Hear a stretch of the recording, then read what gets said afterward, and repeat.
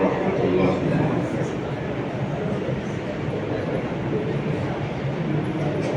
محترم بزرگوں، عزیز طلباء کرام،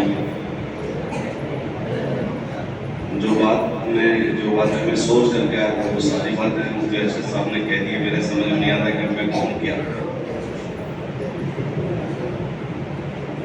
یقینی طور پر مفتی ابراہیم صاحب سے ایک زمانے سے میرا بھی علیق سلیق رہا ہے، ان کے ساتھ سفر کرنے کا بھی موقع ملا ہے۔ بہت ہی قیمتی آدمی ہیں اور بہت متواضع ہیں، یہ بڑی بات ہے، ورنہ تھوڑا سا علم آتے ہی لوگوں کا دماغ چوتھے آسمان پہ ہوتا ہے۔ کتنا بڑا علم ہے، کتنی ساری چیزوں کی صلاحیت ہے، لیکن اگر کوئی آدمی ان سے ملتا ہے تو جو ملتا ہے ان کے جیسے ہی ہو جاتے ہیں، اور یہی وجہ ہے ان کی کامیابی اور ان کی ترقی کی۔ من تواضع للہ رفعہ اللہ، جو شخص تواضع اختیار کرتا اللہ اسی کو بلندی عطا فرماتا ہے۔ مفتی صاحب سے میری بھی ملاقات ہوئی، میں نے کہا مفتی صاحب یقینی طور پر حسینیہ سے جانے کا مجھے انتہائی درجہ احساس ہے، میرٹھ سے جانے کا انتہائی درجہ احساس ہے۔ البتہ ایک احساس اور بھی ہے، وہ یہ ہے کہ میں یہ چاہتا تھا کہ دارالعلوم کی یہ ضرورت اور دوسری جگہ سے بھی پوری ہو جاتی ہے۔ آپ سے تو اس سے زیادہ کی توقع ہم رکھتے تھے۔ اصل میں کورٹ میں ہماری نمائندگی نہ کے برابر ہے۔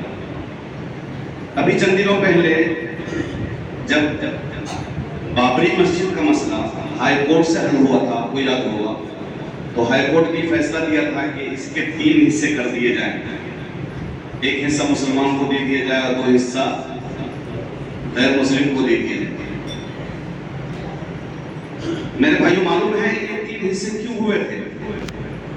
3 جج تھے، اس میں ایک جج صبغت اللہ صاحب ایشی خان بھی تھی۔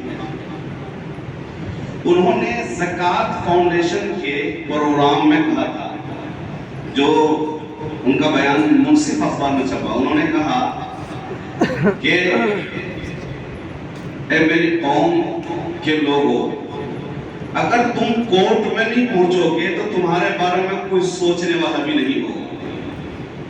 کہنے لگے کہ میں نے کورٹ میں اکیلے اتنی محنت کی ہے جتنی اور میرے ساتھیوں نے نہیں کی۔ یہ سمجھے کہ انتھک محنت کی بنیاد پر بس مجھے یہ کہہ کر کے خاموش کر دیا گیا، چلیے پورے طور پر ہم بابری مسجد کو وہاں سے نہیں ہٹا رہے ہیں، بس اتنا حصہ جہاں بابری مسجد ہے وہ 1/3 سے کچھ کم ہی حصہ ہے، اور باقی جو اس کے ارد گرد ہیں وہ حصہ آپ چھوڑ دیجیے۔ میں نے یہ کہا کہ ہمیں تو بابری مسجد چاہیے، اور خارجی جو جگہ ہے کوئی بات نہیں، اس پہ کوئی مسئلہ نہیں ہے۔ تب یہ فیصلہ ہوا کہ اچھا فیصلہ اس طریقے سے کر لیتے ہیں کہ 1/3 آپ کو دے دیتے ہیں، اس میں آپ کی بابری مسجد جو مسجد ہے، جو نماز کی جگہ وہ بچ جائے گی، اور باقی جگہ جو ہے وہ آپ ہمارے لیے خالی کر دیجیے، اور اس کے لیے ہم انتظام کر دیں گے۔ ایسا کیوں ہو سکا کہ وہاں پر ہمارا ایک نمائندہ تھا، اور سپریم کورٹ میں یا تو ہمارا نمائندہ نہیں تھا یا جو تھا وہ نہ کے برابر تھا، اس میں مسلمان تھا، مسلمانیت نہیں تھی، اسلامیت نہیں تھی اس کے اندر۔ اس لیے میرے بھائیوں، صرف آستھا کی بنیاد پر، آستھا جانتے ہیں عقیدے کی بنیاد پر کہ لوگوں کے جذبات موجود ہوں گے، اس بنیاد پر فیصلہ کر دیا گیا۔ تو میں ان سے چاہتا تھا کہ کاش ایسے لوگ وہاں پہنچیں کہ جو مسلمان بھی ہو، جس میں مسلمانیت بھی ہو، جب ہی جا کر کے وہ ہمارے لیے کچھ کام کر پائیں گے۔ ورنہ آپ کو میں ایک بات بتلاؤں، ایک صاحب نے جو بیان دیا ہے وہ یہ ہے کہ سپریم کورٹ کی لیڈیز وکیل سارے کے سارے مرتد ہو چکی ہیں، سارے کے سارے सुप्रीम कोर्ट की जो सीनियर लेडीज वकील है, सब के सब गैर मुस्लिमों से शादी कर ली और वो मुर्तद हो चुके, और वो इस्लाम के खिलाफ बातें कर रहे। क्या है, क्या फायदा ऐसे मुसलमान जो हमें मुंह चिढ़ाए, हमारी शरीयत का, हमारे मजहब का ही मजाक बन जाए। बहरहाल मुफ्ती साहब ने एक बात कही कि वहाँ भी मतलब दारुल को भी जरूरत है, तो बहरहाल मुफ्ती साहब ने तो सब कुछ बता ही दिया। मैं ये दरख्वास्त करता हूँ मुफ्ती इब्राहिम साहब से कि वहाँ के तकाज़े मुकम्मल करने के कीजिए ज़रूर, लेकिन अपना सफ़र जारी रखिए जैसा कि मुफ्ती अरशद साहब ने कहा, और अपने आप को कहिए, कहते रहिए, या तो अल्लामा इक़बाल में की ज़बान में कह दीजिए कि नहीं तेरा नशेमन कसर सुल्तानी के गुंबद पर, तू शाही है बसेरा कर पहाड़ों की चट्टानों में। और अगर मेरठ से मोहब्बत है तो हफीज मेरठी की ज़बान में कह दीजिए, न ले चल खानकाहों की तरफ शेखे हरम मुझको, न ले चल खानकाहों की तरफ शेखे हरम मुझको, मुजाहिद का तो मुस्तक़बिल है मैदानों से वापस। तो मेरे भाइयों, ये तो मुफ्ती साहब से मेरी दरख्वास्त थी। आप हज़रात से एक बात ये अर्ज करनी है, लंबी तकरीर का मौका भी नहीं है, सारी बात मुफ्ती अरशद साहब ने बहुत अच्छे अंदाज में कह दिया, हम सब की तर्जुमानी वो कर चुके हैं, तो बहुत अच्छे अंदाज में। अजीज तलबा देखिए, मुफ्ती इब्राहिम साहब की उम्र अगर देखेंगे कितनी कम उम्र और कितनी सारी चीजें इन्होंने हासिल कर ली, इससे पता चलता है कि इन्होंने वक्त की कदर करी, वक्त की कदर करी। बड़ा एहसास होता है, तालिब इल्म मदरसे में दाखिल होता है, बहुत छोटा सा दाखिल होता है और हिफ्ज़ करते करते वो उसकी दाढ़ी मुंह सब निकल आता है, पता ही चला कि वक्त की कदरदानी नहीं है। माफ कीजिएगा, यहाँ हम लोग ही बैठे हुए हैं, समझे, क्या खूब करे हमसे थोड़ा सा गिला भी सुन ले।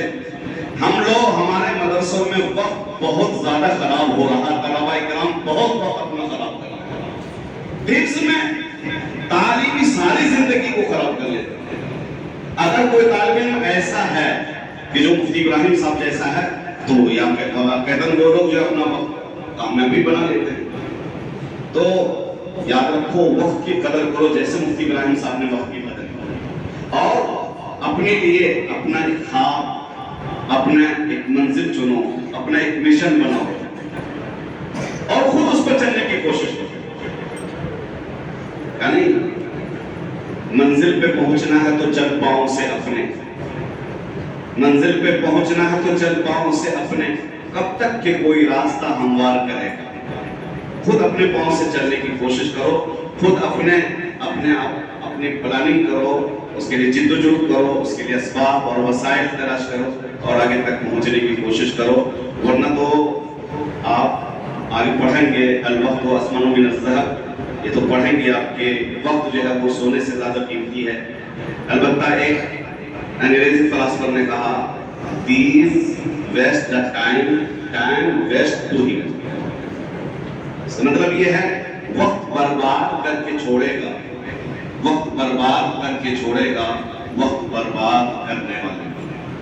वक्त को बर्बाद मत करो, मुफ्ती इब्राहिम साहब बनो और इनके जैसा बनो, इंशाअल्लाह दारुल भी जो एशिया का ही नहीं पूरी दुनिया का एक मुअक्कर इदारा है, जहाँ से इंतिसाब को हर एक अपने लिए फख्र समझता है, आपको आवाज़ देगा इंशाअल्लाह। ऐसा वक्त आए, अल्लाह तबारक व तआला मेरी चंद बातों को कबूल फरमाए। और मुफ्ती साहब से जो मैंने दरख्वास्त की, उम्मीद है कि मुफ्ती साहब मेरी दरख्वास्त को भी थोड़ा बहुत गौर फिक्र के वो समझ खाने में डालेंगे, और आप हज़रात भी ये सोचो कि हम भी कुछ बने, हम भी कुछ करें। इंशाअल्लाह मुफ्ती साहब को खुद आपको बताएंगे ही कि वो यहाँ तक कैसे पहुँचा और उसके लिए क्या क्या करना पड़ा है। और कहते नहीं कि मंजिल को मेरी देखकर परेशान तो है लोग, देखी न किसी ने भी मेरे पाँव के छाले, तो वो हम सब खुद ही बताएंगे। वाह।